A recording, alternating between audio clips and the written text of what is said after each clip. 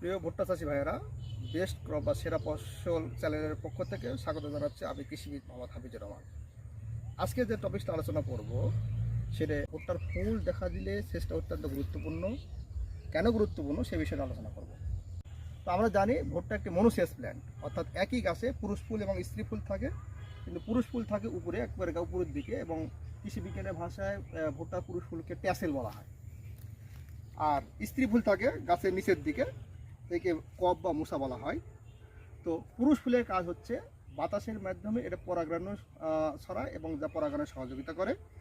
আর স্ত্রী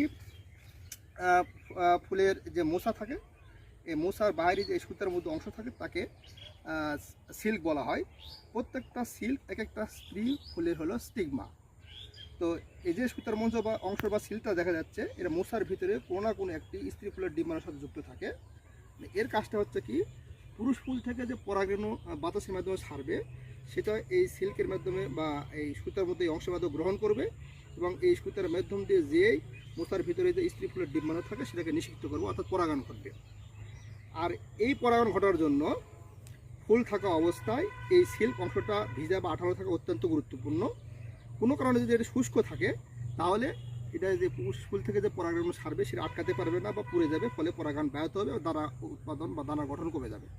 তাই ভুট্টার গাছে যখন ফুল থাকে, এই ফুল থাকা অবস্থায় সেচ অত্যন্ত গুরুত্বপূর্ণ।